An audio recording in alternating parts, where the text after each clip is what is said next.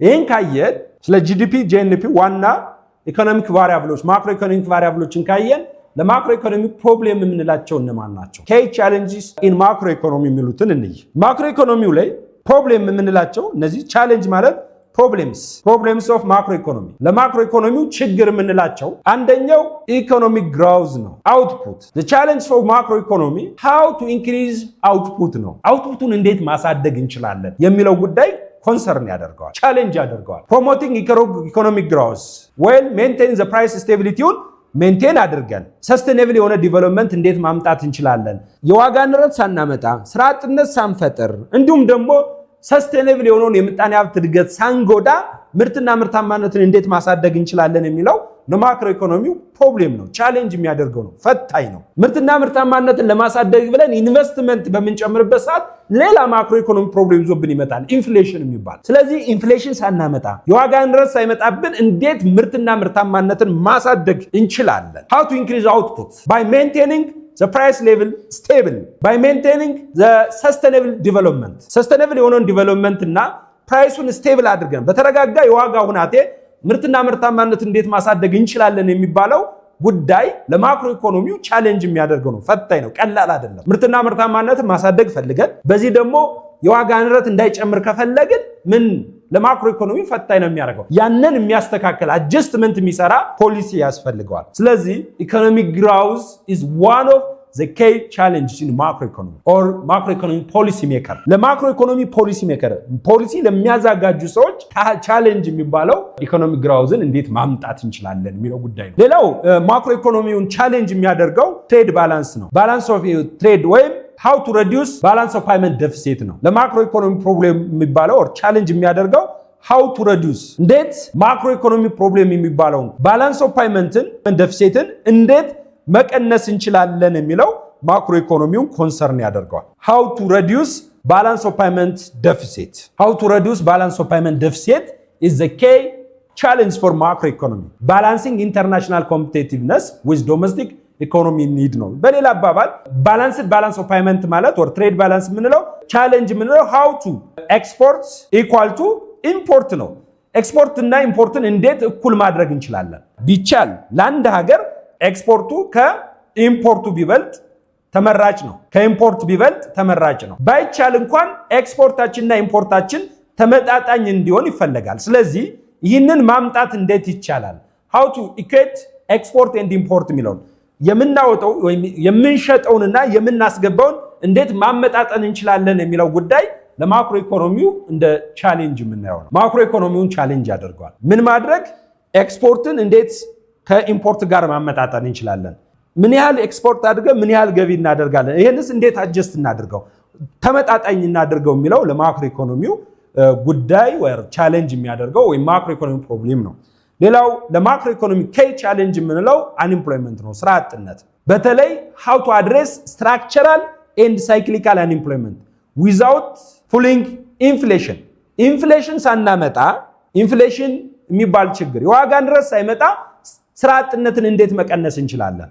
how to reduce macro economic problem unemployment. ስራ አጥነትን በምን መልኩ መቀነስ እንችላለን? እንግዲህ ስራ አጥነትን ለመቀነስ የምንወስደው ፖሊሲ ለሌላ ችግር ስለሚያጋልጠን ነው። ለምን? ለኢንፍሌሽን። ስራ አጥነትን ለመቀነስ ብዙ ኢንቨስትመንቶችን እናበረታታለን፣ ብዙ ገንዘብ እናሰራጫለን፣ ለስራ አጦች ገንዘብ መስጠት፣ የስራ መጀመሪያ ቢዝነስ ስታርታፕ ካፒታል መስጠት እንዲህ መሆን ይችላል።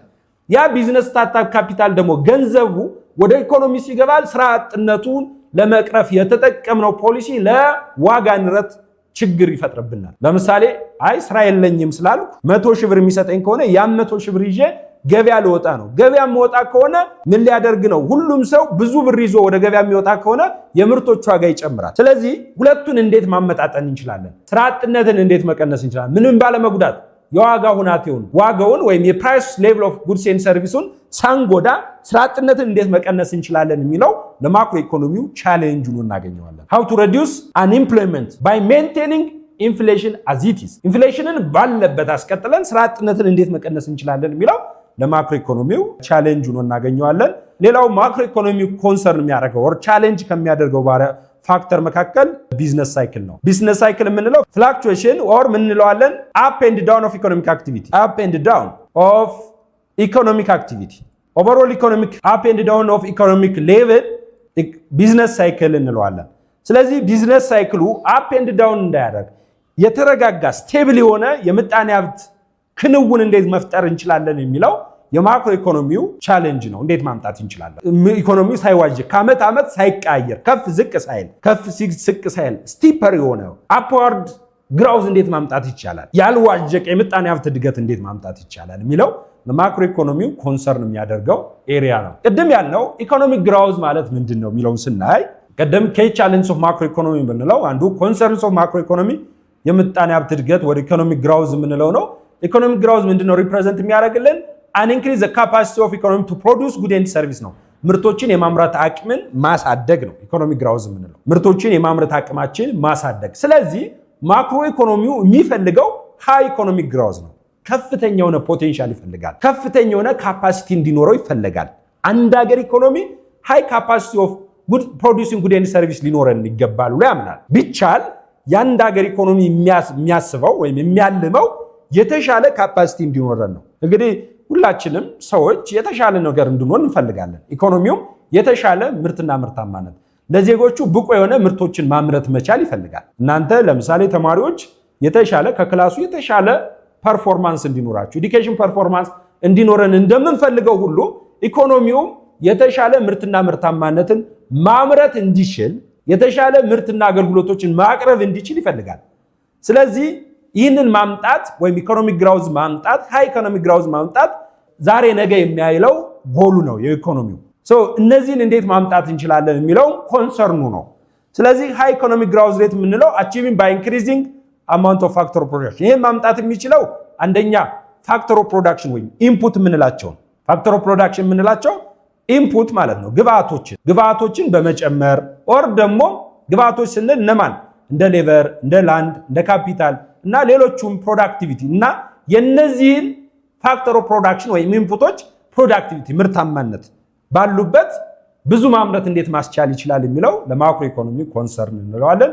ይሄ ኢኮኖሚክ ግራውዝ የምንለው ነው። ሌላው ኢንፍሌሽን ያልነው ቻሌንጅ ኦፍ ማክሮ ኢኮኖሚ ሪፕሬዘንት የሚያደርግልን ሬጉላር ኢንፍሌሽን ማለት ሬጉላር ኤንድ ኮንቲኒየስ ሬዝ ኦር ኢንክሪዝ ኢን ጀነራል ፕራይስ ሌቭል ማለት ነው። የአንድ ምርት ዋጋ መጨመር አይደለም። የስልክ ወይም የሽንኩርት ወይም የጤፍ ዋጋ ስለጨመረ ኢንፍሌሽን አለ አንልም። ኢንፍሌሽን ለመባል ምን መሆን አለበት? አን ኢንክሪዝ ኢን ጀነራል ፕራይስ ሌቭሉ ምን መሆን አለበት?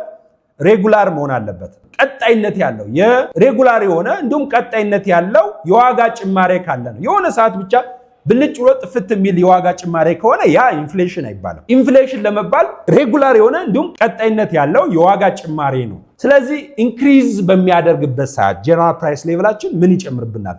ኮስት ኦፍ ሊቪንጋችን ይጨምራል፣ ወጪያችን ይጨምራል። ብዙ ገንዘብ ይዘን ትንሽ ነገር ነው ገዝተን የምንመጣው። ይህ ለአንድ ሀገር ኢኮኖሚ በሽታ ነው። ስለዚህ ይሄ ኢንፍሌሽን እንለዋለን። ኢንፍሌሽን ኮንሲኩዌንሱ ምንድነው ካለ ኮስት ኦፍ ሊቪንጋችን ይጨምራል። ኢት ኢንክሪዝ the cost of living, decrease the purchasing power of currency። ለምሳሌ ኢንፍሌሽን ኢትዮጵያ ውስጥ ካለ ምን ያደርገዋል? purchasing power of ብር ይቀንሳል። የገንዘብ የመግዛት አቅሙ ይቀንሳል። አሁን ላይ እኛ ሀገር እንዳለው ኢንፍሌሽን አለ፣ ዋጋ ንረት አለ። 100 ብር የመግዛት አቅሙ በጣም ወርዷል። 200 ብር አውጥተን ትንሽ ነገር ነው የምንገዛው።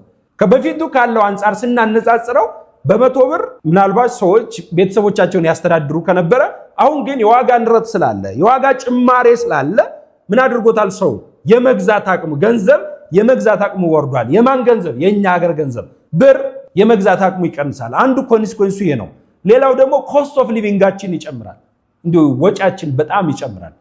ኮስት ኦፍ ሊቪንግ ለመኖር የሚያስፈልገን ገንዘብ ይጨምራል። ኮስት ኦፍ ሊቪንጋችን ይጨምራል። መቼ? ኢንፍሌሽን ሲኖር። ኢንፍሌሽን በሚኖርበት ሰዓት the cost of living of citizen increase ያደርጋል። በፊት 5 ብር ያለው ሰው በደንብ ማለት ሁሉን ነገር አቻችሎ ተመችቶት የሚፈልጋቸውን ነገሮች ቤዚክ የሚባሉ ነገሮችን አሟልቶ ይኖር ነበር። አሁን ግን 5 ብር ምናልባት ባለ አንድ ክላስ በጣም ጠባብ የሆነች አንድ ክላስ ቤት ነው ልንከራይበት ወር ደግሞ 5 ብር ለሁለት ቀን ምሳ ነው ሊሆነን የሚችለው። አሁን ባለው ሁኔታ በጣም ሌክዠሪ ከሆነ በጣም የተሻለ የሚባል ከሆነ የተሻለ ቤት እንብላ ካለው ደግሞ በአንድ ቀንም ሊያልቅ ይችላል። ነገር ግን በፊት ከ5 ዓመት በፊት በነበረው ሊቪንግ ስታንዳርድ ካየነው ደግሞ 5 ብር ቤተሰቡን አንደላቆ የሚያኖር ነው። ተመችቶት የሚፈልገውን የቤተሰቡን ፍላጎት አሟልቶ ሊያኖር የሚችል ገንዘብ ነበር። አሁን ላይስ የዋጋ ንረት ስለጨመረ ያኑ 5000 ብር ምንም ማድረግ አይችልም። ስለዚህ ኮስት ኦፍ ሊቪንጋችን ይጨምራል። የመኖሪያ ወጫችን ለመኖር የምናወጣው ወጪ ይጨምርብናል። መቼ? ኢንፍሌሽን በሚኖርበት ሰዓት